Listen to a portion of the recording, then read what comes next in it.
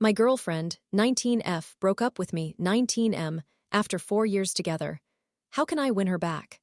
My girlfriend and I were together from ninth grade until 2 weeks ago when she broke up with me. Our relationship was amazing.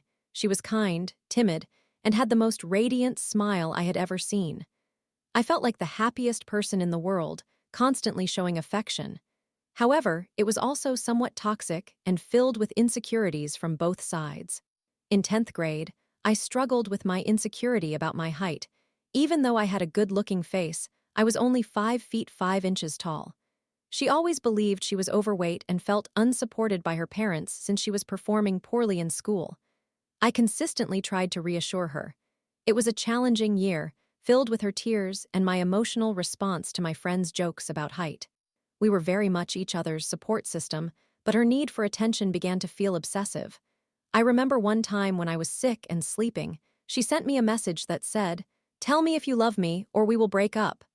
She also shared with me a conversation she had with her friend, during which her friend called me a big jerk. She did not defend me.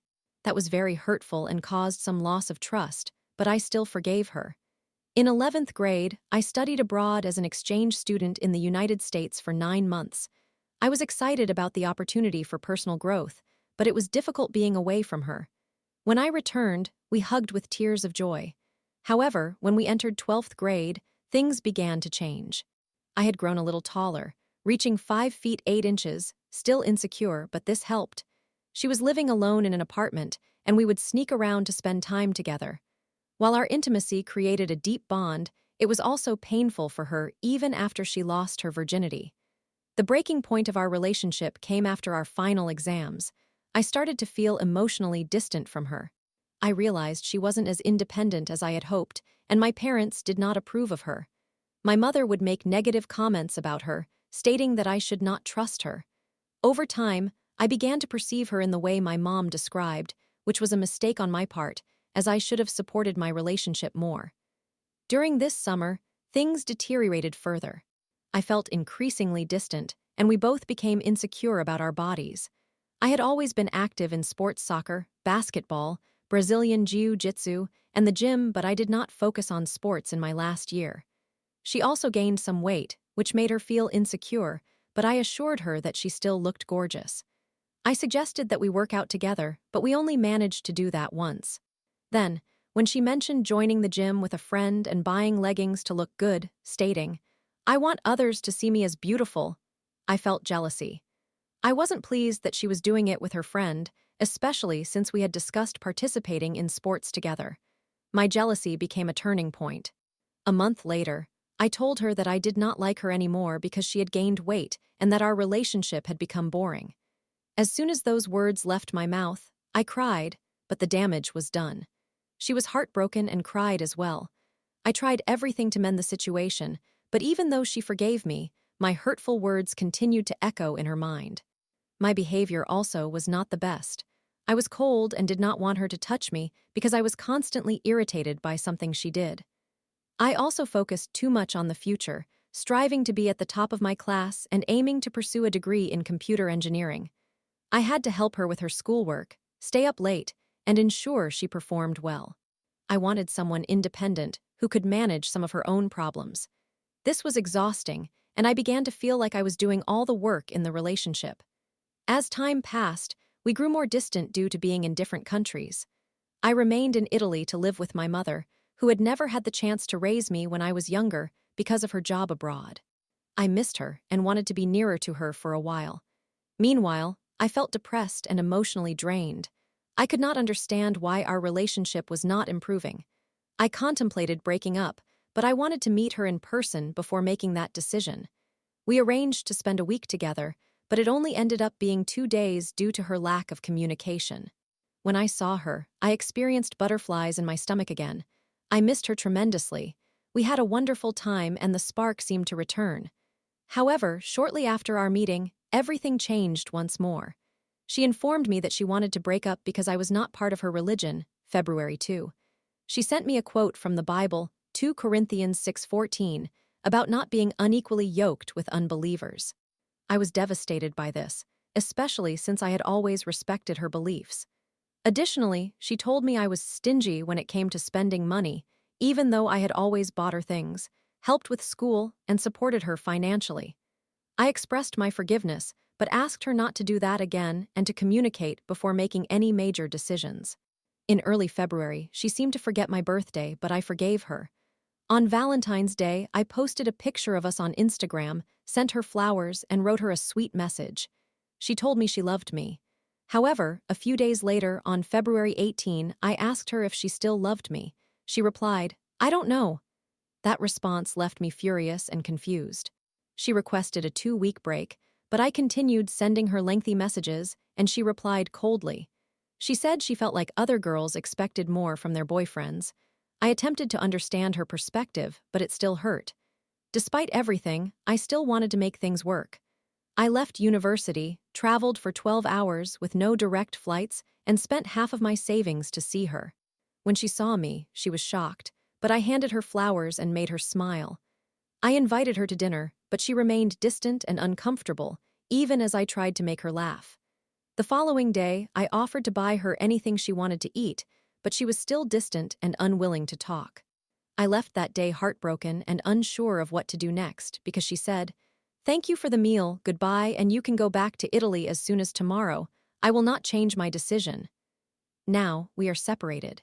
She deleted our conversations, erased our photos from her Instagram, and removed all her likes on my posts. I have been giving her space, as I have been advised, hoping she will recognize how much I care. I am also focusing on improving myself to win her back. I have been reflecting on the wonderful times we shared and how much I still love her, yet I am uncertain whether she feels the same. By the way, she has the opportunity to go to China for 1 year.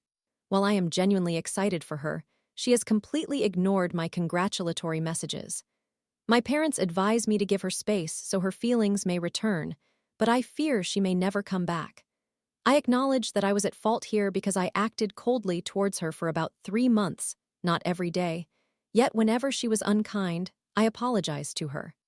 Why can't she apologize to me after I traveled and left university solely to see her? How can I win her back? Story 2. After 3 years with a charming boyfriend, I was blindsided when he broke up with me, only to move on with someone else within a week. Despite my struggles with depression, I supported him through everything only to realize his love was a facade. Am I crazy for feeling betrayed? I have been in a relationship with my boyfriend for 3 years. I have always been a rather shy person, while he immediately stood out as the leader and the life of the party. I never truly understood what he saw in me. He was the one who initiated the relationship, and initially, I thought he was only interested in something casual. However, he later confided in me that, for the first time, he felt prepared for a genuine relationship, not just another fleeting experience like those he had encountered in the past. I genuinely loved this man, likely more than anyone before him. However, our relationship was filled with imbalances. I helped him numerous times with university, even writing a significant portion of his final thesis. I tolerated him ignoring me for days during exam periods, while he spent all day texting a girl he had liked prior to our relationship. He pressured me when I was not in the mood for intimacy and frequently belittled me or made fun of me in front of our friends. At the same time, he chose to remain with me during my darkest period. 2 years ago, I experienced a severe breakdown that resulted in outbursts of anger, suicidal thoughts, and profound depression. I was genuinely a nightmare for him and my parents. Yet, I promptly sought help through therapy and, eventually, medication.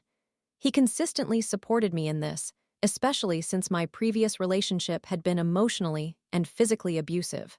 After we both graduated, when I decided to move to the university city for my master's degree to avoid commuting, he opted to move in with me.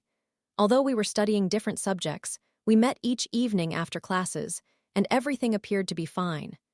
After Christmas, I began to feel as though he was pulling away. However, I convinced myself it was simply my trauma causing me to be paranoid. Then, at the end of February, he confessed that he had wanted to break up since Christmas, but had waited until after my exams to do so. I felt utterly betrayed. Not only had he continually reassured me whenever I asked if something was wrong, telling me I was being unreasonable to worry, But he also blamed me for failing my exams and for delaying his decision to break up even though I had always indicated that my exams would not have mattered if he wanted to end things. Additionally, he never even considered looking for another place during those 2 months. He simply assumed I would either accept living in the same room as before or that I would be the one to leave. Despite everything, during those 2 months, he continued to tell me he loved me, that he was not going to leave me, slept next to me, and treated me almost the same as always. Initially, I handled it well. I even attempted to joke about it and asked if there was anything I could do to mend things. I only requested that he inform me if he started seeing another girl since we lived in the same city. If I were to see them together without prior knowledge, I would likely break down in tears. I accepted the situation, trusting, as he claimed, that my depression was the root cause of everything. Then it struck me. Wait a moment.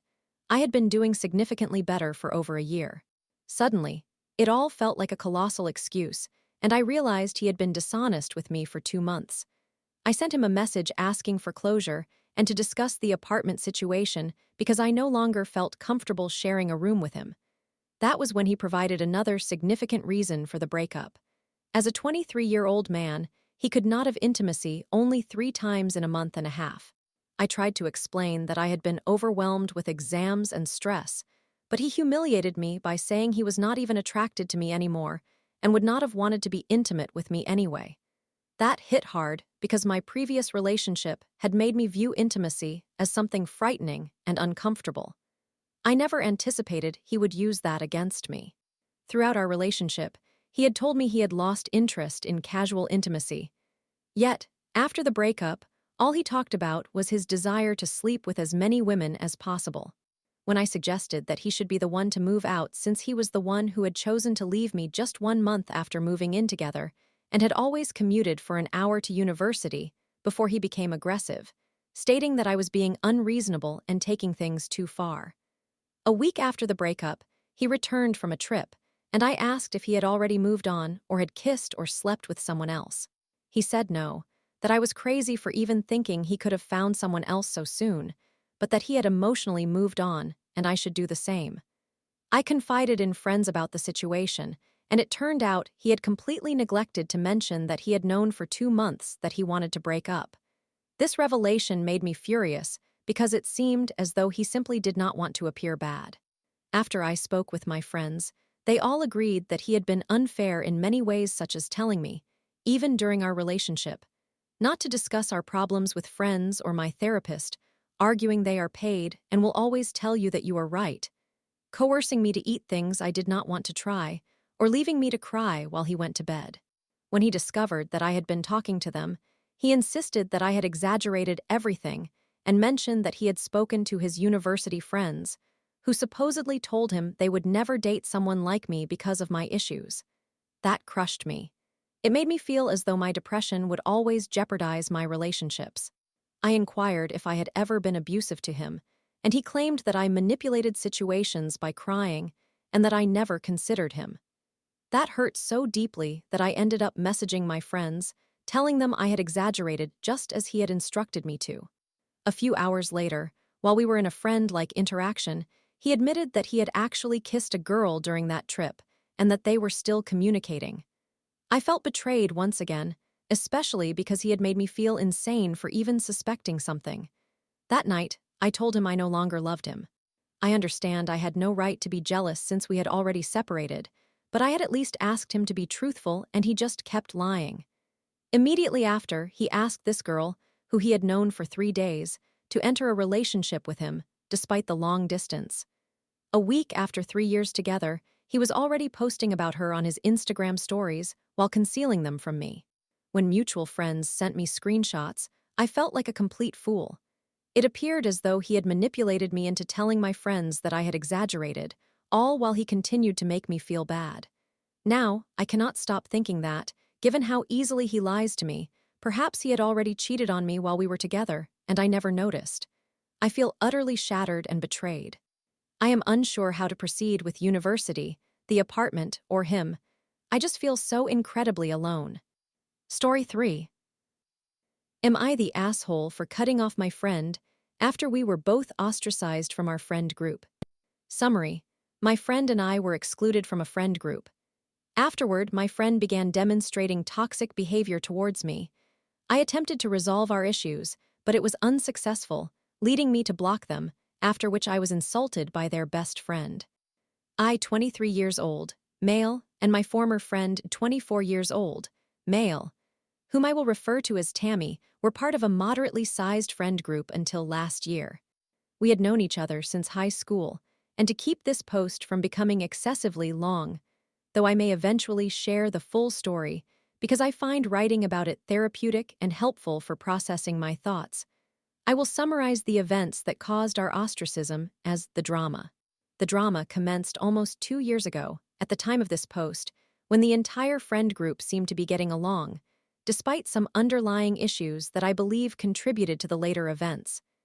The trouble began with one of my ex-friends, whom I will call Jessica, who intentionally said or did something during a call that I had previously mentioned made me uncomfortable and distressed. At that point, I had just moved to a new city and was struggling to adjust to my new job, which I soon quit due to the high stress. I became extremely angry and exploded at them.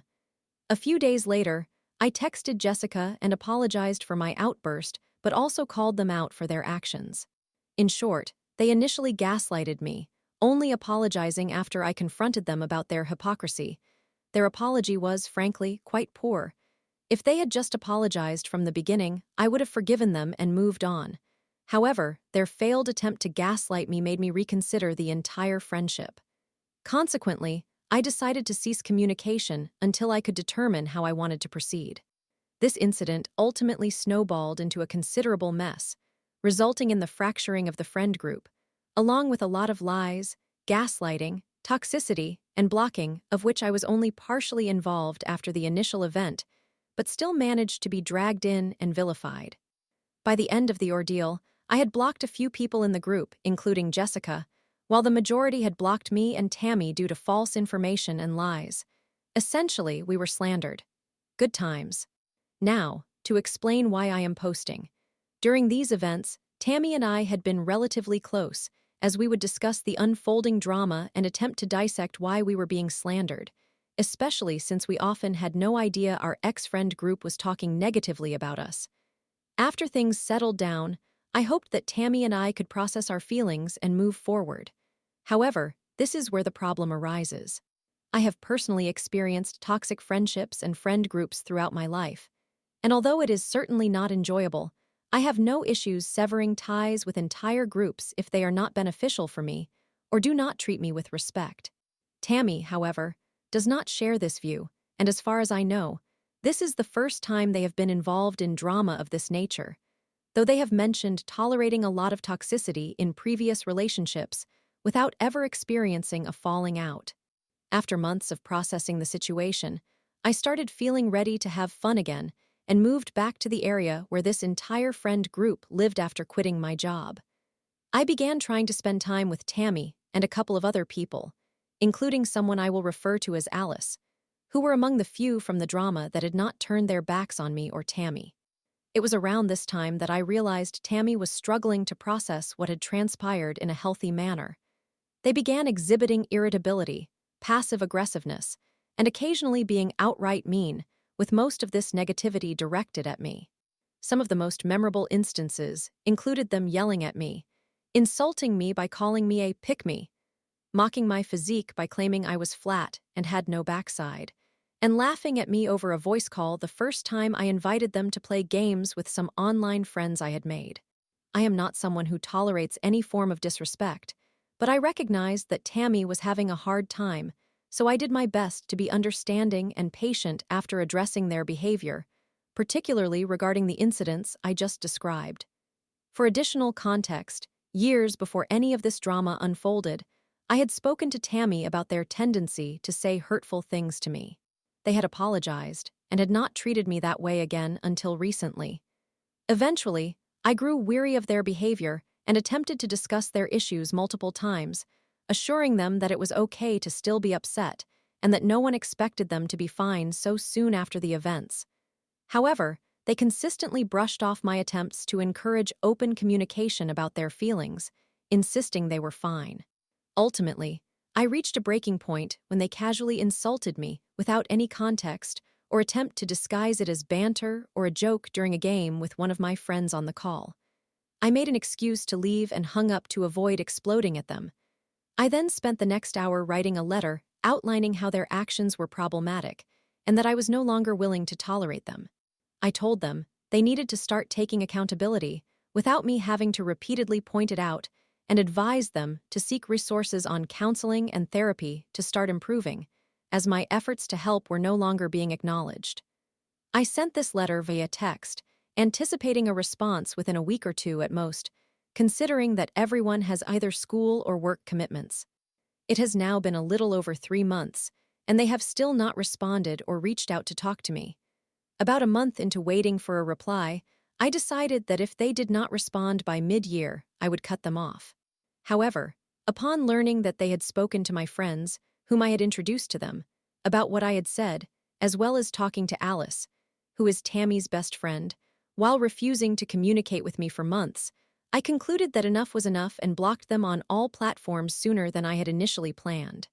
I felt a tremendous sense of liberation from the burden of deciding what to do about our friendship.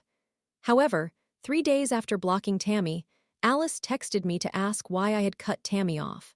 Alice was already aware of the situation from what I had heard, but I decided to give her the benefit of the doubt and sent a comprehensive message explaining the gist of the circumstances and my desire to withdraw from any further disrespect.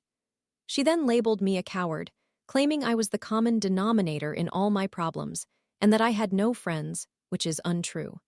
I told her that if she intended to insult me without engaging in a conversation, I would cease all communication with her.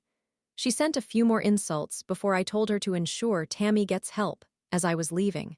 She replied, suggesting that I should seek help myself since I had apparently hurt people, before blocking me on everything. Am I the one at fault? Story 4.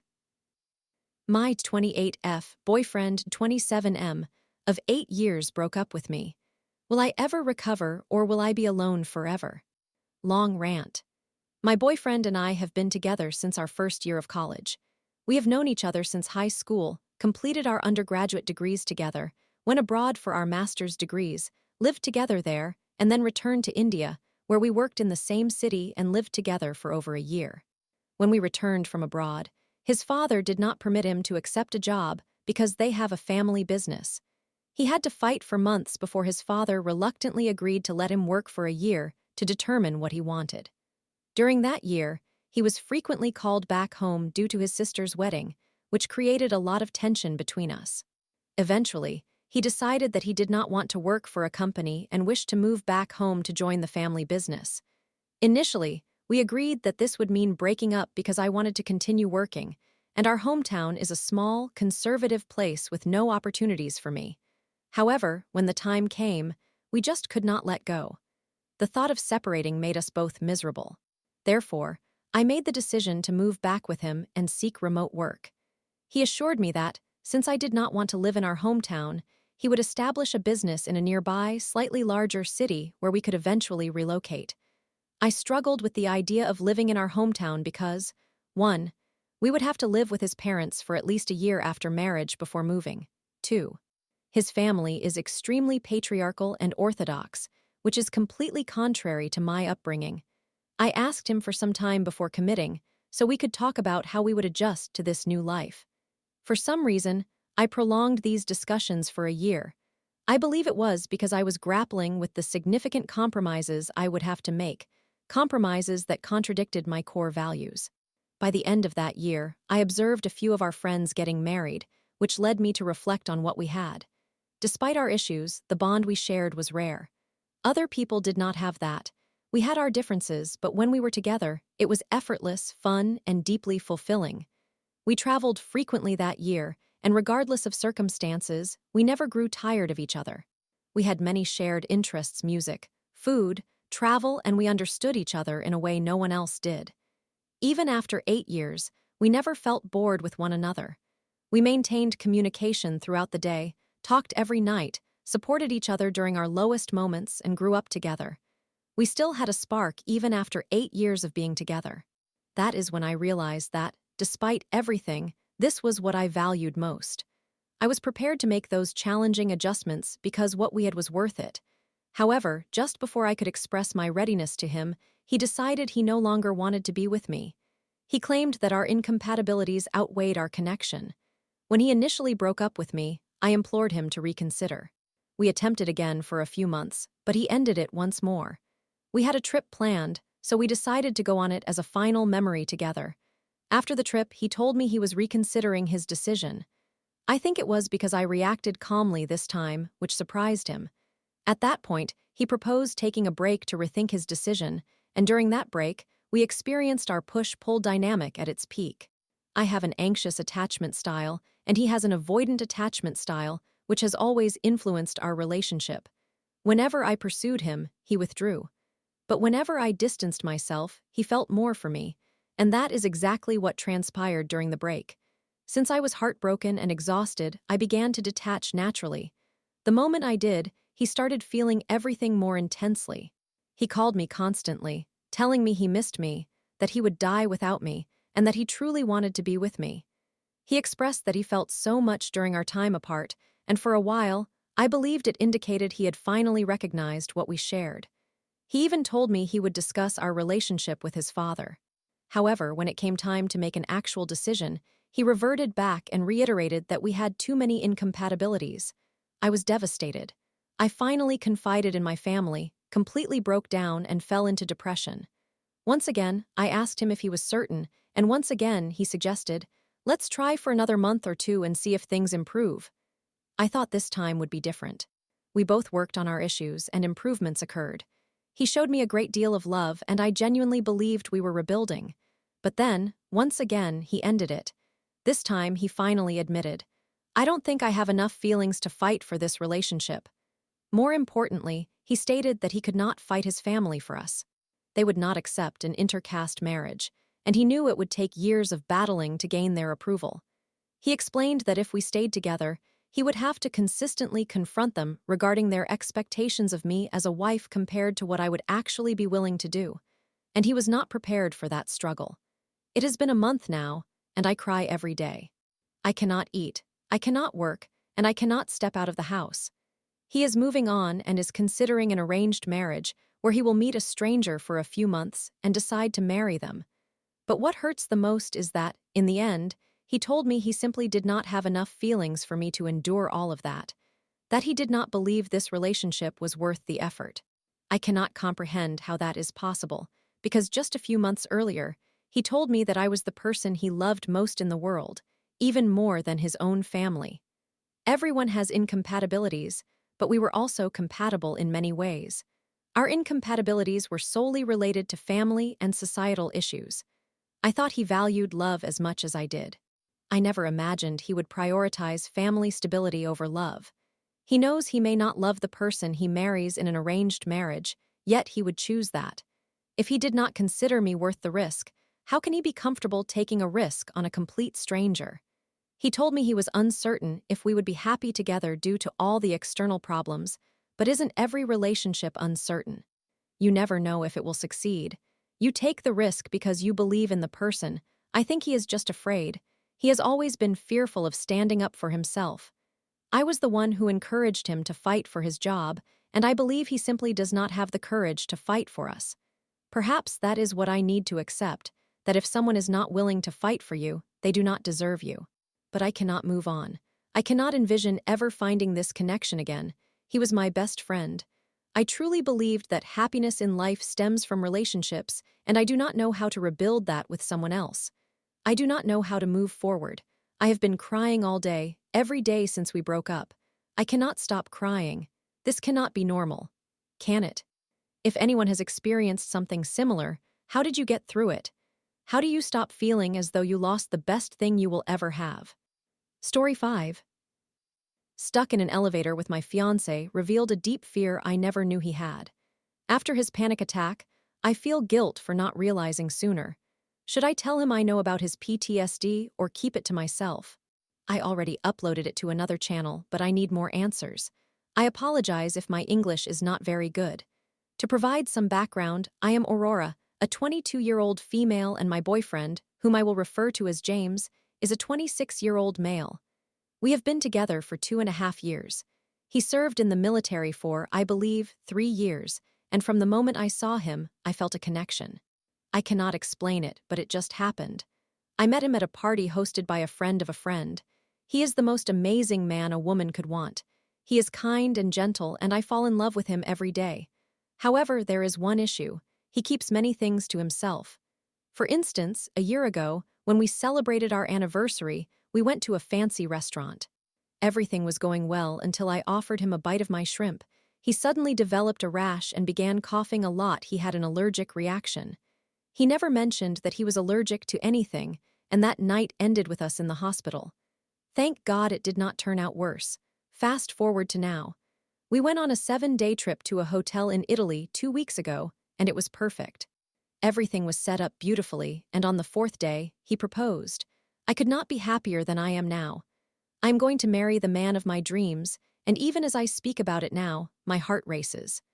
I forgot to mention that, before the proposal, we went on a walking trip around Rome for over 3 hours, and my legs were really aching.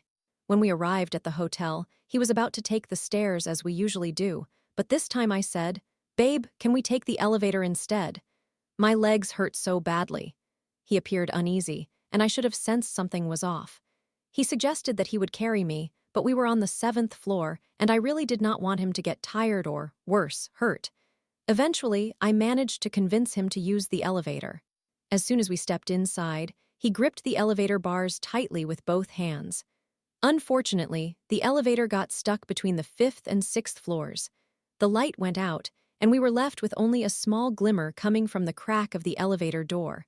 I attempted to call for help, but I had no signal. I turned to James and saw him sitting on the floor with his knees drawn to his chest, repeating the words, "Please no, please no, please no." I was concerned. I had never seen him like that before. He had always been the calm and quiet type, never crying or appearing sad.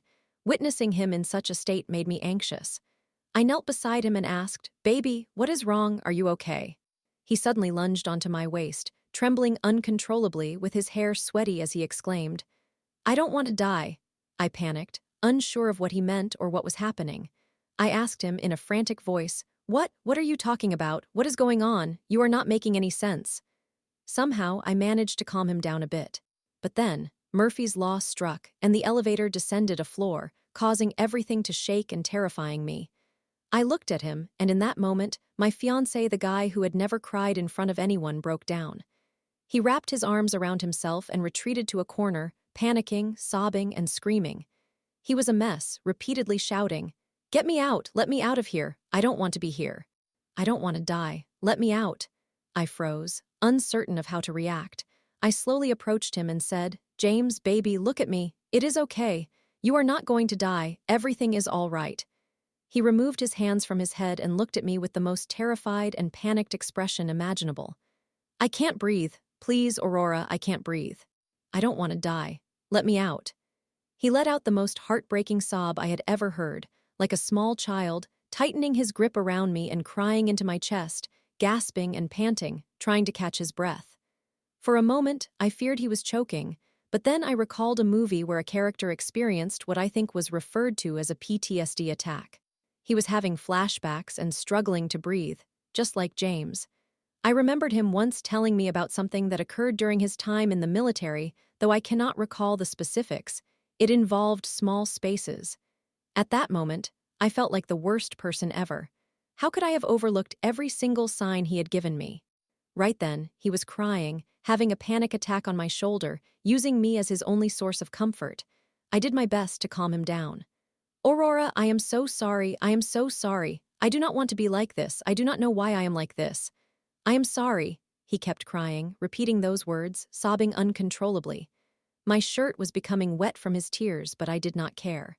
I held him tightly, resting my chin on his head as tears streamed down my face, while he continued to apologize for being the way he was. I tried to tell him otherwise, expressing my love for him, assuring him that he was the best person I had ever known, and that I could not have a better fiancé than him, but I could not speak. A lump formed in my throat as tears flowed down my face. Hearing him cry broke my heart and shattered every part of me. Knowing it was my fault made it worse. After nearly an hour, we finally got out and returned to our hotel room. He entered the shower without saying a word. I broke down, unable to believe that I had been so blind. I could not believe I had not noticed his struggles. I am going to marry this man, and I cannot even read his emotions. I stopped crying and waited for him to finish. After 10 minutes, he emerged from the shower dressed in his pajamas, his eyes red and puffy. I knew he must have cried in the shower, which made me feel even worse. Just as I was about to go in, he took my hand and stopped me. We sat on the bed together, and after a minute of silence, he began to speak. I will never forget his words. "I am sorry for today," he said. "I feel like I ruined the day we had both been looking forward to the most. I am sorry I did not tell you that I am claustrophobic. I just couldn't. I did not want you to judge me, even though I know you wouldn't. I have never met anyone as kind as you. I love you with all my heart and soul, and I am so sorry. I just hate myself for having this phobia. I hate myself for having this stupid PTSD. Aurora, I am sorry. Please do not leave. I promise I will do better. I will try." He had tears streaming down his face, and so did I. I could not believe he was apologizing. He is so pure, and I love him dearly. Since that day, I have felt nothing but guilt. He has told me countless times that it was not my fault, but I still feel as if it is. I lost track of how many times I went to the bathroom just to cry or to throw up from guilt. I lie to him, saying I just do not feel well or that I am nervous about getting a job, and he believes me. I have been lying to him ever since, and I have felt guilty the entire time. I do not know what to do. If I tell him the truth, I know he will feel bad, and it will only make me feel worse. Please help me. Story 6. Uninvited from a concert I was excited about, my friend decided to change plans last minute due to her friend's anxiety. After feeling like a burden for weeks, I sold my ticket in frustration. Am I wrong to feel hurt after all the years we've known each other? I am posting here because I wanted to share this on a slightly smaller subreddit, as I know some of these individuals use Reddit. The story is from last year, taking place in July, but I still do not know if I overreacted. I had a concert to attend, and I purchased my tickets on the release day in March. I realized I actually had no one planned to go with, so I checked my phone to see if anyone I knew was discussing it. Interestingly, I saw a friend post on her story that she had obtained tickets and was asking who else had them and if anyone wanted to accompany her. I responded, inquiring if it was all right for me to go with her, and she was thrilled and completely fine with it. About a month later, I asked her to keep me updated in case, for some reason, I could not attend the concert with her anymore, as I would need some time to reorganize my plans. She said that was all good. As the week before the concert approached, we were chatting extensively about it, our outfits, and what songs we wanted to hear everything. Then, on the day of the concert, when I asked her to confirm what time she would pick me up, she told me that I would probably have to meet her there instead. This was unexpected, as she had promised multiple times that she would pick me up. However, it was all right.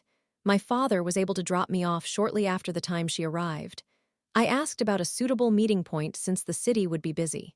She said she did not know and would get back to me. After a while, she messaged me and said she had to sort something out with the other friends who were also attending because her friend was anxious around new people. I expressed my understanding, thinking her friend was just making sure she was okay and seeing if she needed anything before they left. Then she began discussing how her friend was extremely anxious at concerts, even with her friends, due to her social anxiety, and that all the other people there made her uncomfortable.